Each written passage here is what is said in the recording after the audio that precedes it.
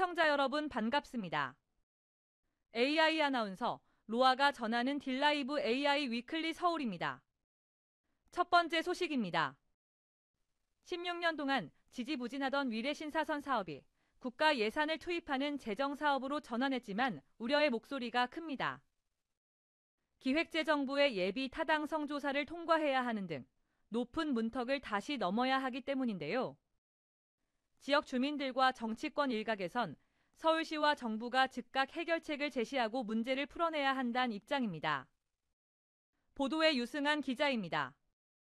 삼성물산이 지난 2016년 발을 뺀 후 GS건설이 맡아 정상화되는 듯했지만 사업비 문제로 또다시 답보 상태가 된 위례신사선 경전철 사업.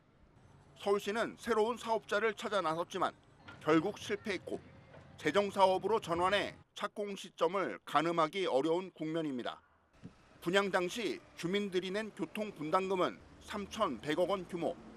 16년 전 정부는 2021년부터 위례신사선을 타고 10분이면 강남으로 갈 수 있다고 홍보했습니다. 신도시 개발은 정부의 공영개발 사업입니다. 다시 말해서 이제 이 신도시를 개발하면서 막대한 개발 수익을 보게 돼 있는데 거기에 따른 유입되는 인구에 대한 어떤 약속이거든요. 그래서 민간 투자 방식으로 당초 계획했던 것이 잘못됐다라는 것이 지금 입증이 된 것입니다. 애당초 민간 투자 방식으로 추진한 것부터 문제였다는 지적과 함께 서울시와 정부를 향한 비난 여론도 거세지고 있습니다. 서울시는 우선 협상 대상자와 공사비 조정에 실패한 후 재입찰에 나섰지만 결국 유찰됐고 기재부도 민간투자심의위에서 부결해 발목을 잡았다는 평가입니다. 2018년부터 그 민자적격 심사도 이제 통과했고, 그리고 그 우선 협상 대상자도 이제 그 GS 정해졌고, 실시 협약안까지 마련한 거가 2018년에서 2022년까지거든요. 그러니까는 어떻게 보면 지난 정부에서는 어쨌든 이 순서대로 진행이 됐습니다. 근데 2023년에 그 기재부의 어쨌든 민투심에서 이것이 부결이 되고, 그리고 이어서 서울시에서 어쨌든 그 우선 협상 대상자를 그 취소하는 이런 상황까지 벌어지고 재공고를 하게 되고 두 번 유찰이 되고 정말 제가 생각해봐도 너무 기가 막힌 일들이 벌어진 건데요. 현 시점에서 무엇보다 중요한 건 속도. 서울시 등 관계기관이 모여 범정부 차원에서 사업 정상화를 위해 노력해야 한다는 의견입니다. 정부가 주도해서 서울시하고 같이 현재 서울시 도시철도망과 그리고 에타의 큰 난간을 신속히 축소할 수 있는 기간에 대해서 대안을 만들고 신속 착공 계획을 발표할 때라고 생각합니다. 지역 정치권에선 정부 주요 부처를 통해 예타 면제를 이끌어내는 등 주민 피해 최소화를 위해 총력을 기울이겠다는 각오입니다. 위신선 건설 사업은 분양 당시부터 대국민 약속이었고요. 그리고 우리 주민들께서 광역교통 개선 분담금을 납부한 그런 사안입니다. 만약에 위신선을 건설하지 않는다고 한다면 이거는 뭐 분양 사기라고 볼 수가 있고 반드시 이거는 신설이 돼야 되는 일이라고 생각을 하고 있습니다. 신설을 하기 위해서는 지금 공공재정사업으로 전환하는 만큼 서울시에서도 빨리 이것을 계획을 확정 짓고 또 기재부와 국토부를 통해서 공공사업을 할 수 있도록 재정과 그리고 예타 면제가 진행될 수 있도록 전 안민수는 최선을 다하도록 하겠습니다. 10년 넘게 희망 고문만 계속하며 제자리 걸음을 되풀이하고 있는 위례신사선.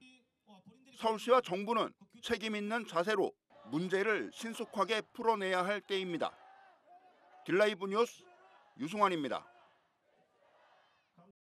송파구 위례신도시와 경기도 과천시를 잇는 광역철도 사업은 최근 민자적격성 조사를 통과했습니다. 지지부진하던 사업이 다시 한번 활기를 띠기 시작했는데요. 노선이 강남을 지나는 만큼 특히 교통 불모지인 세곡동 등 강남구 남부 지역의 기대감이 높아지고 있습니다. 엄종규 기자입니다. 2008년 위례 신도시 광역교통 개선 대책 일환으로 시작된 위례과천선. 노선 갈등과 국가 재정 사업으로의 전환 논란 등을 겪으며 장시간 표류해 왔습니다. 그러다 최근 KDI가 민자 적격성 조사를 통과시킴에 따라 사업은 다시 동력을 얻었습니다. 국가철도 계획에는 예전에 반영됐지만 사실은 이 민자 사업이기 때문에 경제성 평가를 통과하지 않으면 진행이 안 됩니다. 근데 저희가 정말 기쁘게도 통과했습니다. 이번에 통과했고요. 이제 첫 출발이 됐습니다. 위례 과천선은 이제 그동안 말로만 존재하던 과천선이 아니고 이제 분명히 민자 사업으로 시작이 됐고, 위례 과천선은 종점부뿐만 아니라 세곡 등 강남구 남부 지역 주민들의 수건 사업, 광역철도 건설까지 한 고개를 넘었지만 목표까지 도달하기 위한 능선은 여전히 험난합니다. 전략환경영향평가와 우선협상 대상자 선정, 본계약까지 남은 절차가 만만치 않기 때문입니다. 이제 본 게임입니다. 그래서 국토부에서 사업자와 이제 본 협상을 해서 본 계약에 들어가거든요. 그때 꼼꼼하게 저희 주민들이 원하는 지하철이 탄생할 수 있도록 굉장히 노력을 해야 되고요. 저희가 또 경기 남부랑 맞물려 있기 때문에 일단 지하철이 빨리 형성이 되지 않으면 여기는 정말 교통에 힘든 곳이 됩니다. 민자 적격성 통과로 기사회생한 위례 과천선. 앞으로의 절차 진행 속도도 주민들의 기대에 부응할지 관심이 모아집니다. 딜라이브 뉴스 엄중규입니다. 강북횡단선 재추진에 대한 성북구민의 염원이 뜨겁습니다. 지난달 18일 시작한 강북횡단선 재추진 서명운동에 주민 26만 명이 동참했는데요. 자세한 소식을 박선화 기자가 전합니다. 성북구 주민자치회와 지역대학 관계자, 정치계와 종교계까지 성북구 각계각층 인사들이 강북횡단선 재추진을 촉구하고 나섰습니다. 과거와는 달라서 지금 성북구가 상당 교통 요지가 됐습니다. 강북선이 꼭 통과되도록. 올 6월 기재부 예비 타당성 조사에서 탈락한 강북횡단선. 성북구는 결과를 받아들일 수 없다며 지난달 18일부터 재추진을 촉구하는 서명운동에 돌입했습니다. 그리고 현재까지 26만 명의 주민이 동참했습니다. 전체적으로 지금 26만 명으로 이렇게 접해 있는데 하여튼 우리 성북구 43만 모두의 마음이라 생각하고 반드시 관철되도록. 문제는 사업성. 더불어민주당 성북갑 김영배 의원은 두 가지 대안을 제시했습니다. 국토균형발전 취지로 예타가 면제된 사례가 있고 이 경우 국비 지원이 가능하다는 겁니다. 하지만 조건이 있습니다. 여야 합의가 우선 선행돼야 합니다. 국비를 좀 투입하는 방안을 추가로 찾는 방안이 하나 있을 수 있습니다. 그러면 이제 여야가 좀 합의를 해서 추진을 해야 될 것 같고요. 강북횡단선은 본래 1조 5천억 원의 시재정이 투입될 사업. 서울시의 의지가 중요합니다. 국민의힘 이종철 성북갑 당협위원장은 서울시와 긴밀히 소통 중이라고 밝혔습니다. 어제 서울시장님이 우리 시구 의원들하고 같이 가서 만났습니다. 꼭 1 넘게 해야 되고 종합평가에서 0.5 넘게 하자. 그래서 성북구는 강북횡단선 재추진에 대한 열망을 정부와 서울시에 전달할 방침이라고 밝혔습니다. 강북횡단선 재추진 전담 TF팀을 구성하는 등 행정력을 총동원한다는 계획입니다. 딜라이브 뉴스 박선파입니다. 서울의 대표적인 달동네로 불리는 창신동에 개발의 청신호가 켜졌습니다. 서울시가 창신동 9구역과 10구역을 신속통합기획 대상지로 확정한 건데요. 이로써 지난해 확정된 지역과 함께 무려 축구장 46개에 달하는 면적이 새로운 모습으로 탈바꿈할 것으로 보입니다. 이주협 기자가 취재했습니다. 서울시가 창신동 9구역과 10구역을 신속통합기획 대상지로 확정했습니다. 이로써 지난해 대상지로 확정된 창신 숭인동 일부 지역과 함께 총 34만 제곱미터, 축구장 46개에 달하는 면적이 대대적인 탈바꿈에 들어간 겁니다. 시는 한양도성과 함께 낙산의 역사와 자연을 품은 6,400가구 규모의 대규모 도심 주거단지로 조성할 방침입니다. 시는 먼저 교통 여건을 개선하기 위해 구역을 남북으로 관통하는 창신길에 폭을 넓힐 예정입니다. 뿐만 아니라 동과 설을 가로지르는 도로를 새로 만들어 교통 흐름을 개선하겠다는 구상입니다. 최대 높이 차이가 70m에 달하는 급경사지는 보행 육교나 엘리베이터 등을 설치해 보행 편의를 높입니다. 또 종로 낙산길 연접필지를 구역에 포함시켜 토지 효율성을 높일 뿐더러 구릉지 위쪽에 위치해 접근이 어려웠던 공공시설을 구릉지 아래쪽으로 이전할 계획입니다. 무엇보다 시는 자연환경과 여러 역사 유적과의 조화를 위해 영역별 높이 기준을 유연하게 설정합니다. 전체 높이는 낙산의 높이인 125m 이하로 하고 상대적으로 고도가 높은 한양도성과 낙산 능선변은 중저층 건물을, 고도가 낮은 종로 창신길변은 고층 건물을 배치하는 방식을 추진합니다. 시는 창신 숭인동 일대에서 오래전부터 개발에 대한 요구가 있었던 만큼 이후 절차가 빠르게 추진될 수 있도록 지원할 계획을 밝혔습니다. 딜라이브 뉴스 이주협입니다. 광진구의 민선 8기 핵심 공약 사업인 2040 광진플랜 선포식이 열렸습니다. 광진구의 도시균형 발전을 실현하기 위한 밑그림이 완성된 것인데요. 전면 재정비된 광진구 도시계획을 이혜진 기자가 살펴봤습니다. 광진구의 발전을 위해선 도시계획 재정비가 필요하다고 강조했던 김경호 구청장. 취임 후 2년 만에 그 결과물이 공개됐습니다. 이번에 발표된 2040 광진 플랜은 4대 축, 4대 권역 개발이 핵심입니다. 권역별로 명품 주거지를 조성하고 지역 특화 전략을 수립해 미래 먹거리를 창출하겠다는 계획입니다. 보건행정타운이 들어서 있는 중곡동 권역은 의료 특화단지로, 대학이 밀집해 있는 화양동과 군자 권역은 청년 지식문화 거점지로 개발됩니다. 중곡 권역의 전푸중곡, 화양 권역의 서울 3대 청년 도심, 자양 권역의 광진 그레이트 한가, 구이 광장 권역의 수변 감동 도시, 이렇게 4대 권역별로 특화 방안을 구체화하였습니다. 이와 함께 상업지역 확대도 계속됩니다. 2년 전 25개 자치구 중 광진구의 상업지역 비율은 23위에 그쳤지만 현재 19위까지 올라선 상황.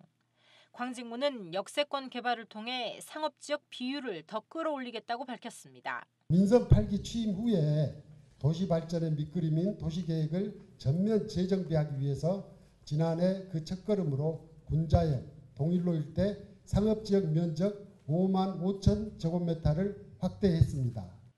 또한 재정비 사업이 활발해질 경우 생길 수 있는 갈등에 대한 대책도 나왔습니다. 재개발로 인해 이주해야 하는 원주민의 재정착을 지원하겠다는 것입니다.